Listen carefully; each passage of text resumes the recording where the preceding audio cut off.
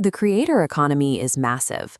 Goldman Sachs projects it will reach $480 billion by next year. But most of that money is being wasted. Paying for one-off sponsored posts and measuring success through likes doesn't correlate to actual sales. The top subscribed YouTube channels are Indian music labels, children's conglomerates, and broadcast networks, institutional content farms. But individual creator Jimmy Donaldson outpaces that corporate machine, pulling past 300 million subscribers by operating with the budget of a major TV network. For everyone else, the rules of the game have changed. Mid-tier creators and average brands cannot win a volume war against these institutional machines. Corporate dominance is only half the problem. Over 1.3 billion videos labeled as AI-generated have hit social feeds. Audiences are reacting with deep skepticism. They assume what they see is synthetic by default. This makes authentic human connection the scarcest and most valuable resource on the internet. If you are trying to market a product today, you face a stark choice. You must optimize your operation entirely for frictionless automated scale, or you must optimize entirely for high-friction human empathy. Attempting to exist between those 2 points guarantees you will be outspent by the machines and ignored by the humans. To survive, you have to build either a commerce engine or a trust fortress, padding to questions and pitching products without ever taking a break. Look at this quadrant chart mapping marketing tactics. Down here in the high AI, highly transactional corner, we plot AI live streams. This corner captures a massive share of a global social commerce market that is already worth $1.6 trillion. But the trade-off is severe. You sacrifice long-term brand storytelling, and your revenue drops to zero the moment a platform algorithm shifts against you.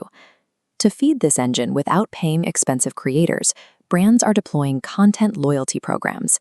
They gamify user-generated content. Fans earn points, merchandise, or early access by submitting content directly to the brand. The app tracks the performance, ranks users on a leaderboard, and gives the company an endless supply of free, brand-safe posts. Path A treats content purely as utility. You strip away the human narrative to maximize algorithmic scale and gross merchandise value. Path B is the trust fortress. This strategy prioritizes human intellectual property, continuity, and deep relationships. Younger demographics are opting out of algorithmic doom scrolling. They treat YouTube as a destination, seeking out familiar voices and formats they recognize. Creators are building episodic worlds. It is appointment viewing.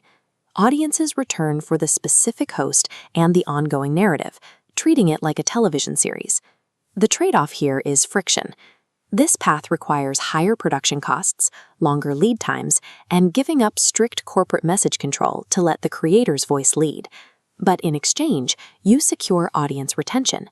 Fans actively choose to return to the IP week after week, making your viewership highly resistant to sudden algorithm changes. To secure this level of trust, top creators are refusing flat endorsement fees in favor of actual equity. We map this approach in the top right of our quadrant chart. Highly human, highly relational. Brands co-founded by YouTubers surpassed $1 billion in retail sales in 2 years because the audience believed the creator genuinely owned the formula and the business. College athletes are utilizing name, image, and likeness rights to do the exact same thing, taking ownership positions in grooming and activewear lines, rather than just wearing a logo on the field. The community pillar of this path takes place off the main feeds entirely, in what is called dark social. Creators migrate their most loyal fans into private Discord servers, Substack newsletters, and in-person meetups. You sacrifice mass algorithmic reach, and you have to commit to intense, human moderation that cannot be automated. Sharing ownership and building private spaces aligns your long-term incentives. You transform the creator from a rented media placement into core business infrastructure. You have to map your specific business profile to one of these 2 paths. This decision matrix scorecard lays out the options. If you operate a high-volume, trend-driven retail or fast fashion brand, you fit the first row. Your strategy is the commerce engine.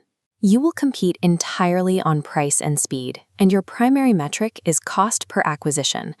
Conversely, if you are an individual creator, an athlete, or high-consideration B2B tech brand, you fall into the second category. You must accept slower initial growth to build the trust fortress, where your key metric is customer lifetime value. Choosing the wrong model is disastrous. A complex software company deploying an AI live streamer to pitch enterprise solutions will alienate their buyers and fail immediately. Likes and total impressions have lost their correlation to actual business value.